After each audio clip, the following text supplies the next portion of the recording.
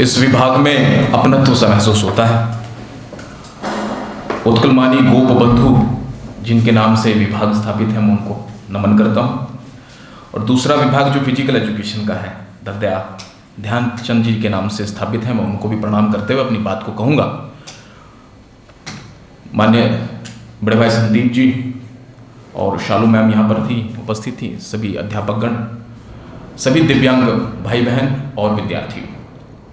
ये विषय बड़ा अहम है और जब हम इस पर बात करने के लिए आ रहे हैं तो मुझे लगता है कि दिव्यांग से ज़्यादा हम जिनको सामान्य लोग कहेंगे, ये उनके समझने की बहुत बड़ी चीज़ है। इसलिए मैं यहाँ पर आया हूँ। इसका दृष्टिकोण दरअसल थोड़ा सा एक पत्रकारीय दृष्टिकोण है, क्योंकि जब कोविड-19 का दौर था तो, और उसमें भी कोविड-19 तो चलो आ गया, लेकिन जो सबसे बड़ी दुविधा रही वो रही लॉकडाउन की।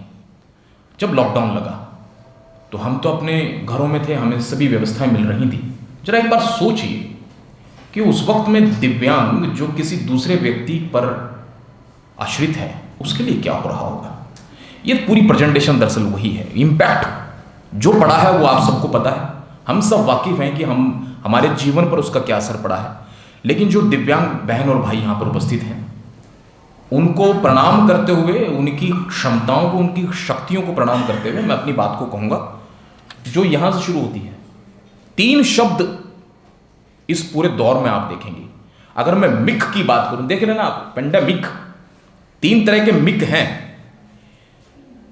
उन मिक में आपको समझना पड़ेगा, एक पेंडेमिक, एक एपिडेमिक और एक कोविड को आप पूरा समझेंगे, एक जो है एंडेमिक है, एंडेमिक, एपिडेमिक और पेंडेमिक। ये 3 शब्द इस दौर में आए जिनकी जानकारी इससे पहले कभी नहीं थी।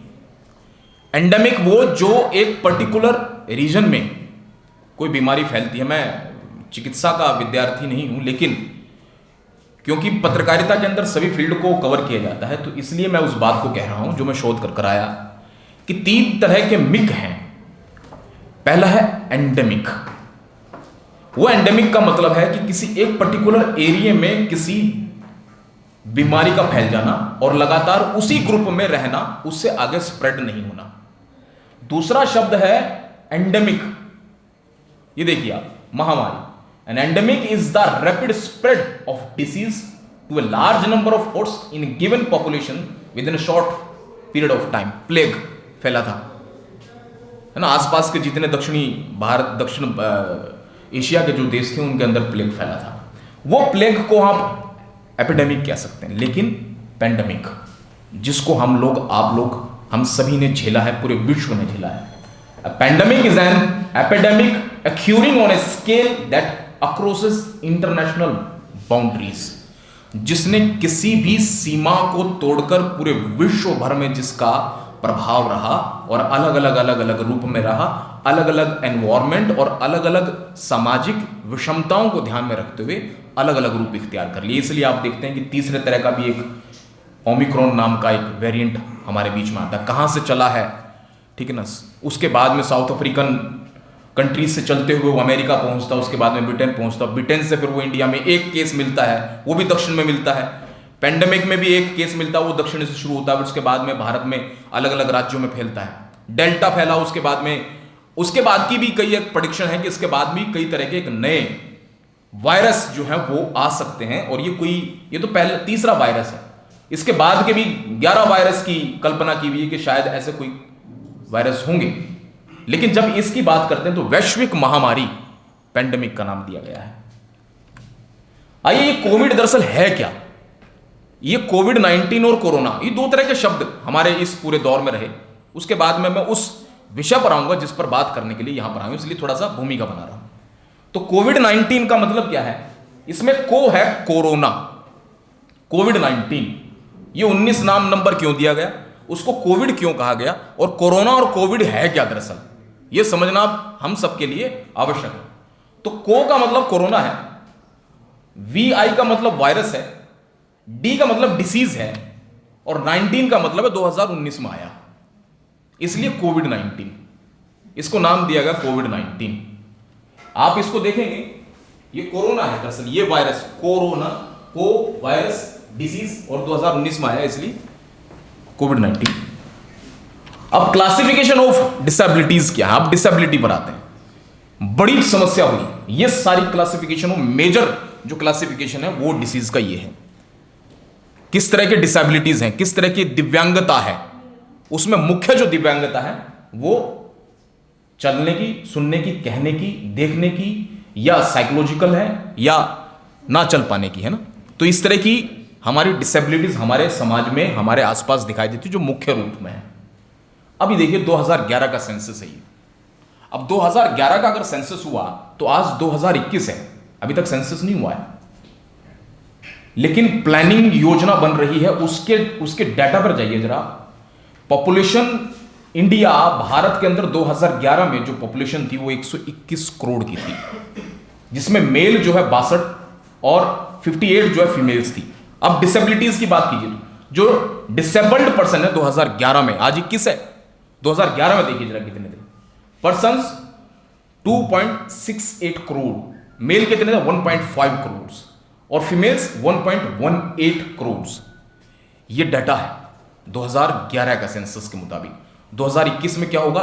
क्या ये संख्या घट गई होगी या बढ़ेगी? ये शायद बढ़ गई होगी। आप भी वाकिफ, मैं भी वाकिफ। अब देखिए जो कानून है भारत के अंदर 1995, जिसे आप protection of right and full participation कहेंगे, उसके मुताबिक इन लेवल पर डिसेबिलिटी को क्लासिफिकेशन किया गया है। लेकिन इसके अलावा जो डिसेबिलिटीज हैं उसका क्लासिफिकेशन गवर्नमेंट के रूल में है ही नहीं। तो उन लोगों का क्या हो रहा होगा जिसका क्लासिफिकेशन, जिसकी डेफिनेशन ही नहीं है, जिसका आइडेंटिफिकेशन ही नहीं है, जिनका परिचय ही नहीं है, उन लोगों का क्या हो रहा होगा? ये बहुत बड़ी चिंता है। ये भी 2011 के बाद के जो नियम कायदे बने उसके बाद है। अभी देखिए जरा, उसी 2011 के सेंसस के मुताबिक जो सबसे ज्यादा दिक्कत है वो मूवमेंट ना कर पाने वाले दिव्यांगता की है, जो चल फिर नहीं सकते किसी भी कारण से। अब बताइए जरा कि कोरोना में तो ये कहा गया कि हर 1 घंटे बाद में हाथ धोइएगा, जो चल नहीं सकता वो कैसे हाथ धो लेगा? ये बड़ी चिंता है। ना तो मैंने सोचा, ना आपने सोचा, ना ही गवर्नमेंट ने सोचा, ना एडमिनिस्ट्रेशन ने सोचा, ना ही उन लोगों ने सोचा जो समाज के विभिन्न लोगों के लिए सामाजिक कार्य करते हैं। क्योंकि इसके बाद में एक स्लाइड ऐसी होगी जो आपके और मेरे सभी के चक्षु खोलेगी कि आखिर हम कहां थे और अभी तक नहीं सोच रहे इसके बारे में। इसलिए इस सेंटर से जहां मुझे मौका दिया जा रहा है बोलने का, यहां से एक पत्र कम से कम गवर्नमेंट को जाए कि इसके बारे में सोचा जाए।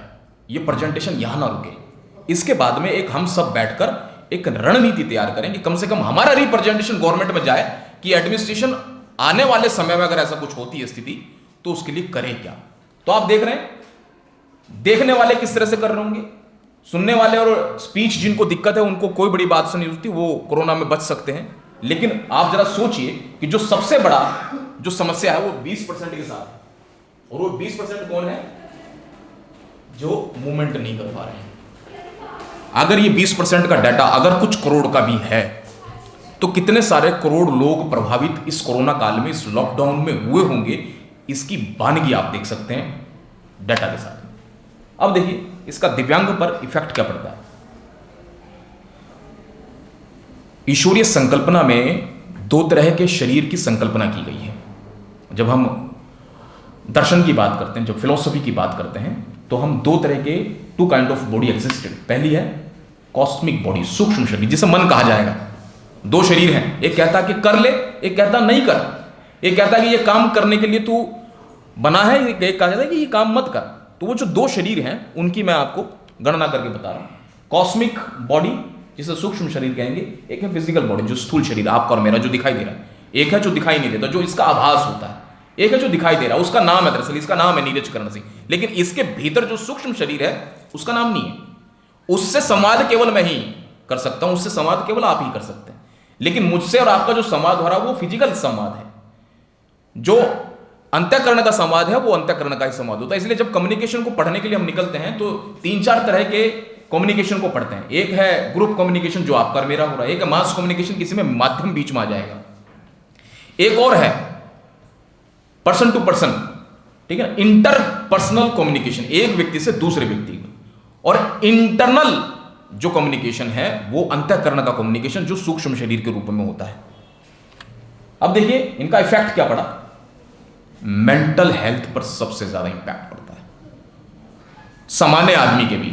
मतलब मैं खुद कोरोना से प्रभावित हो गया था, मैंने समाचार चैनल और नकारात्मक समाचारों को देखना पढ़ना बंद कर दिया, मोबाइल फोन को दूर रख दिया, टेलीविजन तो दूर की बात है, समाचार पत्र तो दूर की बात है, एक जरा सा भी डिस्कशन नेगेटिव चीजों को लेकर बंद कर दिया। उसका प्रभाव किस चीज पर पड़ रहा था, मेंटल पर पड़ रहा था, जहन पर पड़ रहा था, मस्तिष्क पर पड़ रहा था। अब जरा सोचिए कि जब एक सामान्य व्यक्ति पर उसके जहन को कोई भी चीज ऐसी प्रभावित कर सकती है, तो जिनके साथ में जिसको हम कह सकते हैं कि जिनकी साइकोलॉजिकल या मेंटल हेल्थ ठीक नहीं है, उनके लोगों के लिए क्या हो रहा होगा, ये कितना प्रतिशत बढ़ गया होगा। दूसरा क्या है, ओन हेल्थ, हमारी खुद की जो हेल्थ है, शरीर, हमारे शरीर की जो हेल्थ है उसके ऊपर बड़ा इंपैक्ट पड़ता है। लॉकडाउन इफेक्ट सबसे बड़ा, socially distanced become more socially distanced.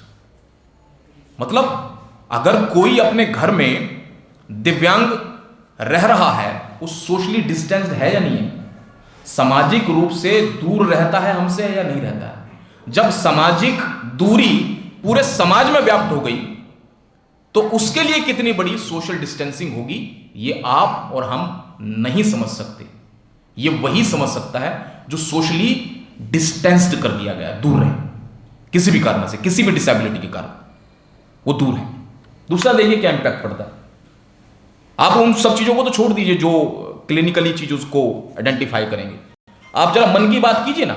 मन अगर स्वस्थ होगा तो तन अपने आप स्वस्थ हो जाएगा। समस्या कहां पर हुई है, यहां पर हुई है। Emotionally distanced become more emotionally distanced, और ज्यादा इमोशनली डिस्टेंस हो गए। कम से कम एक आदमी था तो संवाद किया करता था। मैं मानता हूं कि कोई भी विवाद दूर किस बात से होगा, संवाद से। किसी भी व्यक्ति के बीच है, व्यक्ति से व्यक्ति के बीच है, ग्रुप के ग्रुप के बीच है, किसी पंथ के पंथ के बीच में है, किसी देश के देश के बीच में है। अगर कोई विवाद है तो उसका एकमात्र संवाद उसका समाधान हो सकता है। लेकिन जब इमोशनली डिस्टेंस हो, कोई संवाद करने के लिए व्यक्ति नहीं है, तो क्या होगा, इमोशनली डिस्टेंस और ज्यादा इमोशनल डिस्टेंस में कन्वर्ट हो जाएगा। ये हुआ कोविड-19 का इफेक्ट दिव्यांग के ऊपर, और ज्यादा इमोशनली डिस्टेंस हो गए। Isolated group become more isolated, isolation में रहते हैं हमेशा, घर से बाहर निकल ही नहीं सकते। अगर ऊपर है तो ऊपर ही रहेंगे, नीचे है तो नीचे ही रहेंगे। बाहर समाज में निकलना और उसके बाद में अपने आप को लोगों के सम्मुख प्रस्तुत करना, ये आइसोलेटेड ग्रुप जो है और ज्यादा आइसोलेटेड ग्रुप हो गया, जिसको नाम दिया गया दिव्यांग का या फिजिकली डिसेबल्ड का। वो आइसोलेटेड और ज्यादा आइसोलेटेड हो गया। Biggest quarantine group become high quarantine. हम और आप तो कुछ देर के लिए, कुछ दिनों के लिए, कुछ सप्ताह के लिए, कुछ महीने भर के लिए क्वारंटीन थे।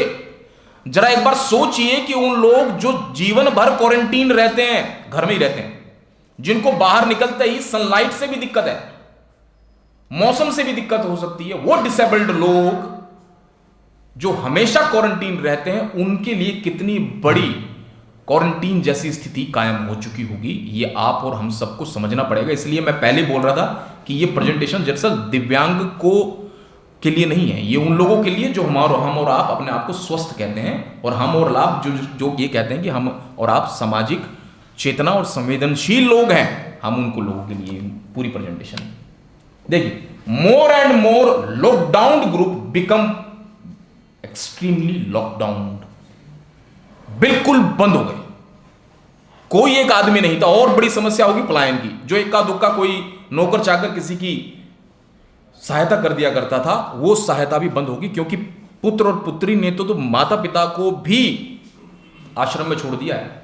ऐसी व्यवस्था में जरा सोचिए कि अगर किसी माता पिता को किसी भी तरह की डिसेबिलिटी है, तो पुत्र और पुत्री ने तो पहले ही व्यवस्था से उसको बाहर निकाल दिया। उसके बाद में जो छोटा मोटा जो केयर टेकर था वो भी चला गया, क्योंकि पलायन हो गया, उसके जीवन के लिए कुछ नहीं बचा।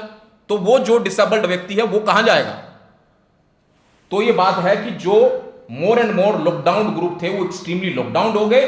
कम्युनिकेशनली कुछ शब्द मैंने इसमें इजाद किए हैं, कम्युनिकेशनली कोई शब्द होता नहीं है, कम्युनिकेशनली गैप्ड पीपल बिकम नेग्लेक्टेड, कोई संवाद नहीं हुआ। आप और मैं तरसते रहे। मैं स्वस्थ हुआ हूं, उसका एक कारण है, कोविड-19 मुझे भी प्रभावित नहीं किया हुआ था, और डेल्टा के समय में हुआ। उसका मुख्य कारण बताता हूं मैं आपको। संदीप जी फोन करते रहे, ठीक हो? तरुण जी फोन करते रहे, ठीक हो? है ना? मंजू मैडम का फोन आता रहा, सर ठीक हो ना, कुछ आवश्यकता हो तो बताइएगा। मतलब जितने आसपास के ग्रुप थे, हम लोगों ने अपने आप को संवाद किया और यह भी बोला चिंता मत करना, हम हैं। यही चीज किसी को भी कोविड-19 से बाहर निकालने का सबसे बड़ा माध्यम रही है, यह आप और हम सब अच्छे से समझ सकते हैं। यही कारण था, मुख्य कारण यही था। लेकिन जरा सोचिए, जो कम्युनिकेशनली गैप्ड पीपल थे, जिन्हें डिसेबल्ड कह दिया गया, जिन्हें दिव्यांग कह दिया गया, वो तो बिल्कुल निगलेक्ट हो गई। स्थिति बताइए आप जरा, ये इंपैक्ट है या नहीं है? ये कितना खतरनाक इंपैक्ट हो सकता है, उसको बोल देखिए आप जरा। नेग्लेक्टेड हो गए, किसी ने ध्यान नहीं दिया, क्योंकि अभी तो आप और मैं बच जाएं यही कवायद हो रही थी। दूसरे आदमी की तो सोचना किसी ने भी मुनासिब नहीं समझा। आगे देखिए, high care needy people lived on high risk. जिनको बहुत ज्यादा केयर की आवश्यकता होती है, उनको हाई रिस्क पर छोड़ दिया गया। कोई कम्युनिकेशन नहीं, किसी ने नहीं बताया, ना किसी सामाजिक कार्यकर्ता ने कुछ कहा। ऑक्सीजन भरवाते रहे हम लोग एक दूसरे के लिए, ठीक है, वो भी नहीं मिल पाई। मतलब वक्त आपकी और मेरी कितनी हो सकती है, उस वक्त में अच्छे से पता किया जा सकता था कि जिसको लगे कि मेरे पास में बहुत नोट है, बहुत पैसा है, मैं बहुत अमीर हूं, एक काम करके दिखला दे कि ऑक्सीजन का सिलेंडर भर के दिखला दे, तो पता लग जाए कि वक्त क्या है। दरअसल ये वो दौर था जिसकी बात संदीप जी कर रहे थे। इसलिए जब आप बात करते हैं हायर केयर नीडी पीपल्स की, तो हाई रिस्क पर थे, हाई रिस्क। क्योंकि हमने तो फिर भी जो है अपना एक दूसरे का केयर कर लिया फोन करके। आसपास के जो थे, कितने लोगों ने हमने पता कर लिया होगा कि भी जो नजदीक में जो दिव्यांग भाई है, बहन है, उसके बारे में भी तो पता कर ले एक बार। जो बुजुर्ग है, जो उठ नहीं सकता, उसके बारे में भी तो पता कर ले एक बार। एक स्थिति आती है बुजुर्ग की भी कि वो चल फिर नहीं सकता। गवर्नमेंट कह रही है कि 1 घंटे में, हर बार 1 घंटे में 20 सेकंड के लिए हाथ धोइएगा। वो कितने हाथ धो लेगा, कितना क्या हो लेगा, क्या हो लेगा, और कितने लोग हताहत हुए होंगे, आप और हम समझ सकते हैं। डाटा नहीं है, डाटा तलाश रहा था कि कितने लोग दिव्यांग जो है वो हताहत हुए हैं कोरोना से, डाटा नहीं है, क्योंकि वो स्पेसिफिकेशन मिला ही नहीं। इसलिए अगर नहीं है तो क्या नहीं हुए होंगे? हुए होंगे। आप और मैं तो प्रबल मानता हूं कि ये जरूर उनको कोरोना ने बहुत भयंकर तरीके से प्रभावित किया होगा, लेकिन आंकड़ा नहीं है। Legally unaware people lived on zero awareness. इसका ब्लास्ट मैं भी इस प्रेजेंटेशन में करूंगा। हुआ क्या था दरअसल, जो लीगली जिनको अवेयरनेस होनी चाहिए थी अपने अधिकारों के प्रति, वो जीरो अवेयरनेस पर पहुंच के उनको अवेयरनेस नहीं, जागरूक ही नहीं हो पाए। किसी ने जागरूक किया, किसी भी व्यक्ति ने जागरूक नहीं किया, किसी मीडिया ने जागरूक नहीं किया। मीडिया कहता रहा कोरोना बढ़ गया, इतने लोग मारे गए, ये हो गया, वो हो गया, सारी बात दिखाता रहा। सोशल मीडिया पे भी आता रहा कि अभी प्याज खा लीजिए, अब लहसुन खा लीजिए। कुछ लोगों को कह दिया कि थोड़ी सी दारू पी लीजिए, ठीक हो जाएगा, क्योंकि वो जो सैनिटाइजर इस्तेमाल कर रहे हैं उसमें भी दारू है। तो अगर दारू हाथ पर लगा रहे हैं तो दारू अगर पी लेंगे तो मेरे ख्याल से ठीक हो जाएगी। तो ये भी भ्रम फैलाए गए। और किसने फैलाया? मास मीडिया ने ज्यादा किया ये काम। जो काम करना चाहिए था, लीगली अवेयर करने चाहिए थे लोग, वो जीरो अवेयरनेस पे पहुंच गए। ये स्थिति हो गई।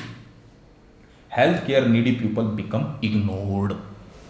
हर वक्त हेल्थ केयर की आवश्यकता, जिनको 24 घंटे 7 दिन हेल्थ केयर की आवश्यकता है, वो क्या हुआ? आपके मेरे माध्यम से, गवर्नमेंट की तरफ से, दवाओं की तरफ से सिर्फ कुछ ही दवाइयां मिल रही थी, इसके अलावा दवाएं खत्म हो चुकी थी। आप कोई भी कोरोना के अलावा किसी डिसीज को लेकर जाइए, कोई इंटरटेन करने के लिए तैयार नहीं था। इसके अलावा यह लग रहा था कि शायद अब सिर्फ कोविड-19 है, इसके अलावा जितनी भी बीमारियां वो सब खत्म हो चुकी हैं। और आपको और मुझे पता होना चाहिए कि कोविड-19 से ज्यादा लोग भारत के अंदर कोई मरता है तो दुर्घटनाओं में मरते हैं। उन दुर्घटनाओं को रोकने वाला तो कोई नहीं है, लेकिन कोविड-19 की बात जरूरी है। और ये मैं मानता हूं कि ये क्रिएट की हुई है, दरअसल बायो वेपन है। चींदी चोर चाइना का बायो वेपन जिसने चला दिया, चलाने के बाद में लोगों को हताहत कर दिया। अपना कोई वैक्सीन बनाया नहीं बनाया, खुद को भी किया और उसके बाद में पूरे विश्व को कर दिया। आज भी ये स्थिति बनी हुई है। मैं तो इसके पीछे 2 षड्यंत्र मानता हूं, बाद में बात करेंगे। मैं मानता हूं कि कोविड-19 जैसी स्थिति नहीं है, इसको आप अदरवाइज मत लीजिएगा। मैं मानता हूं कि कोविड-19 जैसी कोई स्थिति नहीं है, लेकिन पर्यावरण का इंपैक्ट जरूर रहा, इससे बाहर आया जा सकता है। लेकिन इसके कारण 2-3 चीजें ऐसी स्टैब्लिश होगी समाज के अंदर पूरे विश्व के अंदर, जिसे जिसे आप ब्रांड इंडोर्समेंट कहते हैं। एक ब्रांड स्टैब्लिश कर दिया कि जीवन अब मास्क के बगैर नहीं है, इसलिए शादी में भी जाएंगे तो ड्रेस जैसा मास्क लगा के जाइएगा, फैशन में आ गए ना। इसलिए जब आप कभी बाहर निकलेंगे तो पानी तो छोड़ दीजिए, सबसे पहले जो है ना सैनिटाइजर रखा ही नहीं रखा, ये बात ध्यान रखिएगा। पानी पीने की तो बात छोड़ दीजिएगा, बात सबसे पहले सैनिटाइजर रखा ही नहीं रखा। तो दो ब्रांड तो स्टैब्लिश हो गए। जैसे मैं माफी चाहूंगा ये बात कहते हुए, एड्स नाम की बीमारी, इसका मतलब पूरे विश्व से खत्म हो गई है। उस एड्स नाम की बीमारी ने एक ब्रांड, जब हम पब्लिक रिलेशन और एडवर्टाइजमेंट पढ़ते हैं तो ब्रांड इंडोर्समेंट की बात करते हैं कि कौन सा इंडोर्स हो गया, तो उस एड्स नाम की बीमारी ने एक ब्रांड स्टैब्लिश कर दिया पूरी मार्केट में, कॉन्डोम। और एक भूतनी, एक चुड़ैल आकर ये कहने भी लगी चलो कॉन्डम के साथ। देखते ना सर, मतलब ये है कि आप करैक्टर के साथ मत चलिएगा, आप अच्छे व्यक्ति मत बनिएगा, लेकिन चलना इसके साथ में। क्यों चले? तो ऐसा प्रचार किया गया इसी दौरान, जब कोविड-19 फैलता है उस दौरान भी ऐसा प्रचार किया गया, और दो ब्रांड आपके सामने ला दिए गए। और तीसरा एक और ब्रांड है जिसे इंटरनेट कहेंगे। वो इंटरनेट संपूर्ण रूप से आपके जीवन का हिस्सा बन गया। लेकिन आपको पता है कि 1 GB डाटा अगर आप इस्तेमाल करते हैं, 1 GB पूरे दिन भर में या पूरे महीने भर में या हफ्ते में, जैसे भी आप इस्तेमाल कर रहे हैं, उस 1 GB डाटा का मतलब है कि 200 लीटर पानी बर्बाद हो गया है। ये कैसे? इस पूरे हॉल को ठंडा करने के लिए 2-3 AC लगे हुए हैं। आपको पता है कि ये पूरा डाटा सेंटर जो अलग अलग माइक्रोसॉफ्ट और ना जाने कितनी बड़ी बड़ी कंपनियों ने अपने डाटा सेंटर बनाए हैं, ये डाटा सेंटर आप तो सिर्फ डालते हैं कि मेरी फोटो डल गई, उसके बाद में वो फोटो गई कहां? आपने फेसबुक पे कोई चीज लिखी, वो गई कहां? फिर उसके बाद में 1 साल बाद दोबारा आ रही है कि पिछले साल आपने दरअसल आज के दिन ये डाला था, बताओ क्या करें इसका? तो आप कहते हैं रीशेयर, तो दोबारा शेयर कर दिया। तो वो दोबारा शेयर करने, वो आया कहां से आपके पास में? उसको याद कैसे था कि ये आज ही डाला आपने? वो दरअसल डाटा सेंटर का काम है। वो डाटा सेंटर ने, मैं थोड़ा सा विषयांतर कर रहा हूं, फिर उसके बाद में विषय पर आऊंगा क्योंकि ये बताना जरूरी है। उस डाटा सेंटर ने आपकी पूरी उस दिन भर की या जो भी आपने कंटेंट डाला है वो स्टोर किया है। वो स्टोर करने के बाद में उसे आप डाटा सेंटर कहेंगे। पूरे अमेरिका में, पूरी रशिया में, पूरे ब्रिटेन में इस तरह के डाटा सेंटर स्टैब्लिश है। और भारत के अंदर ये डाटा सेंटर कहाँ है नहीं पता, जानकारी नहीं है, गवर्नमेंट के पास में जानकारी नहीं है या साझा नहीं की जा रही है। अब इस डाटा सेंटर में ऊष्मा निकलती है। एसी इधर की तरफ तो ठंडा करता है, पीछे की तरफ क्या करता है? ऊष्मा निकालता है। आप दिल्ली के अंदर सीएनजी बस में बैठेंगे, बस के अंदर बैठ जाएंगे तो आपको शीतलता महसूस होगी, लेकिन उसके पीछे चलने वाला बाइकर, एक बार बताए क्या होता है? भयंकर ऊष्मा निकलती है। अब उस ऊष्मा को शांत करने के लिए क्या चाहिए? एसी लगाना पड़ेगा। एसी कितने लगा देंगे? तो क्या करना पड़ा? पानी से उसकी उष्णता को शांत करना पड़ा। तो क्या करना पड़ा? वो पूरे डाटा सेंटर को उन्होंने पानी के नीचे उतार दिया, समुद्र के नीचे, नदियों के नीचे, जहां भी जल स्रोत है उनके नीचे उतार दिए। अब वो पानी आप इस्तेमाल नहीं कर सकते क्योंकि रेडिएशन उसमें फैल चुका है। वो पानी किसी फसल में इस्तेमाल नहीं होगा, वो पानी किसी भी चीज के लिए इस्तेमाल नहीं होगा क्योंकि उसके अंदर रेडिएशन आ चुका है। अब वो रेडिएशन इस्तेमाल नहीं हो सकता। वो डाटा पूरे विश्व में एनालिसिस हुआ है कि सबसे ज्यादा इंटरनेट अगर इस्तेमाल हुआ तो कोविड के दौरान, लॉकडाउन के समय पर हुआ, जब आप और हम वीडियो बना बनाकर खाने की वीडियो डाल रहे थे, उसके बाद में जो है कभी म्यूजिक की वीडियो डाल रहे थे। आज जब पता लगा तो मुझे ध्यान आया कि हमने भी ये बेवकूफ़ाना हरकतें कर दी थी उस दौरान। ठीक है, अब मतलब ये है कि सीधे तौर पर अगर आप 1 GB डाटा इस्तेमाल कर रहे हैं तो 200 लीटर पानी आप बर्बाद कर रहे हैं। इसका मतलब ये कि जब आपका इस्तेमाल नहीं है इंटरनेट का तो बंद कर दीजिए, पानी बचा देंगे कहीं ना कहीं पानी बचा देंगे। तो सबसे ज्यादा स्टैब्लिश क्या हो गया? ये 2 ब्रांड तो हुए, तीसरा ब्रांड हो गया इंटरनेट की। ऑनलाइन क्लासेस होंगी, कितनी तो हम अच्छे से ले पाते हैं, कितने बच्चे पढ़ पाते हैं, ये आप और हम बड़े अच्छे से समझते हैं। बिलोंगिंगनेस खत्म हो गई। आपकी और मेरी जो चेहरे पर जो भाव भंगिमा हो सकती थी, जो एक अटैचमेंट हो सकता, जो इमोशनल अटैचमेंट शिक्षक का और एक विद्यार्थी का हुआ करता था, खत्म हो गया। आज मतलब फोन कर करके विद्यार्थियों को बुलाना पड़ रहा है। ये स्थिति आ चुकी है ऑनलाइन एजुकेशन की कि बच्चों को बुला लो। बच्चा कह रहा है कि अब तो ठीक है, अब तो घर के अंदर ही ठीक है। कुछ एजुटेशन भी देखे कि ऑफलाइन एग्जामिनेशन नहीं, ऑनलाइन ही ठीक है। चीटर बना दिया ना दरअसल। साथ में दूसरा भाई बैठा हुआ गूगल खोलकर, साथ के साथ क्वेश्चन लिख के उसके बाद में जो है कौन सा ऑप्शन था उस पर लगा दिया टिक, ओके। परसेंटेज कितनी आई? 95%। तो अच्छा सिस्टम कौन सा? ऑनलाइन। समस्या नहीं है ना, चीटिंग भी हो सकती है, तो चीटर बना दिया छोटे बच्चे को भी और बड़े से बड़े बच्चे को भी। स्वाध्याय नाम की चीज खत्म हो गई। गूगल पर जो है, जो इंटरनेट पर है वो तो है, बाकी जहान में कुछ भी चीज नहीं है। किताब तो छोड़ दीजिए आप, लाइब्रेरी में तो मतलब हाथ जोड़कर बोलना पड़ता है। लाइब्रेरी में एक सिलेबस के अंदर जो है वो टाइम टेबल के अंदर टाइम डिफाइन करना पड़ता है कि आप लाइब्रेरी में चले जाइएगा। ये स्थिति जो है ये कोरोना के बाद में और बड़ा इंपैक्ट है। दिव्यांग पर दोबारा आते हैं, इसलिए बोला क्योंकि health care needy people become more ignored. जिनको आवश्यकता थी ध्यान की, जिनको यह आवश्यकता थी कि उनका ध्यान रखने की आवश्यकता, वो इग्नोर्ड हो गए। अगले क्या हुआ? Living on life saving drugs people died, मर गए। जीवन को बचाने के लिए जिन ड्रग्स की आवश्यकता थी वो तो बाजार में मिल ही नहीं रही थी, क्योंकि ध्यान केवल किस किस पर था? पैरासीटामोल पर था, है ना। वो कौन सी जो चूसने वाली दवा थी वो? लिम्सी, है ना। वो लिम्सी था, लिम्सी भी नहीं मिली। कई स्थिति ऐसी है कि लिम्सी भी नहीं है। बाबा रामदेव की दवा नहीं मिली कोरोनिल, वो भी प्राप्त नहीं हो पाई। आप जरा सोचिए कि दूसरा कोई ऐसा व्यक्ति जो डिसेबल्ड है, जिसको जो लाइफ सेविंग ड्रग्स के ऊपर है, क्या उनको दवा मिल पाई होगी? मैं तो 100% कह रहा हूं कि बिल्कुल नहीं मिली है। और ये शोध कह रहा है, इसलिए मैं लाइन यहां पे लिखी है।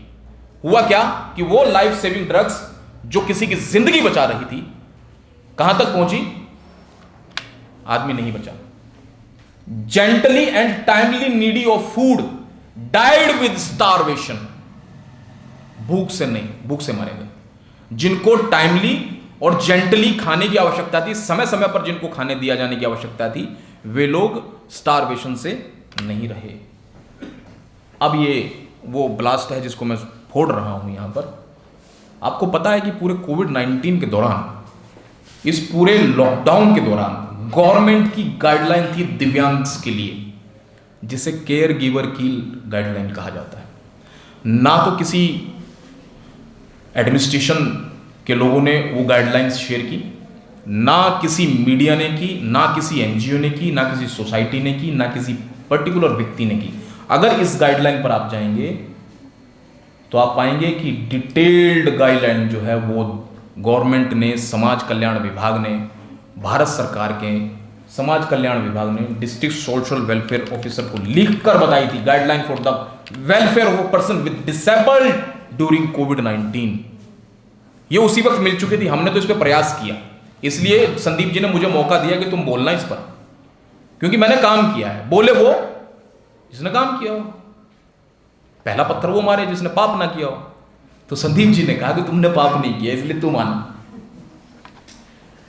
Thank you sir. इसलिए 2020 में ही हमने एक वेबिनार किया था इसके ऊपर, पुनरुत्थान ट्रस्ट के साथ में मिलकर वो वेबिनार किया था। संदीप जी को याद है वो, इसलिए आपने मेरे को मौका दे दिया कि इस पर आकर बोलना, क्योंकि एक गाइडलाइन को लेकर हमने जो है विभिन्न मीडिया ऑर्गेनाइजेशंस में गए और इसके ऊपर कुछ खबरें लिखवाना और छपवाना शुरू किया। ये वो गाइडलाइन है जिसमें सारा लिखा हुआ है कि कैसे केयर गिवर मिलेंगे। मतलब किसी भी दिव्यांग भाई बहन को अगर कोई समस्या है तो उसको केयर गिवर कैसे मिलेंगे, कौन है केयर गिवर, इसकी लिस्ट देखिए।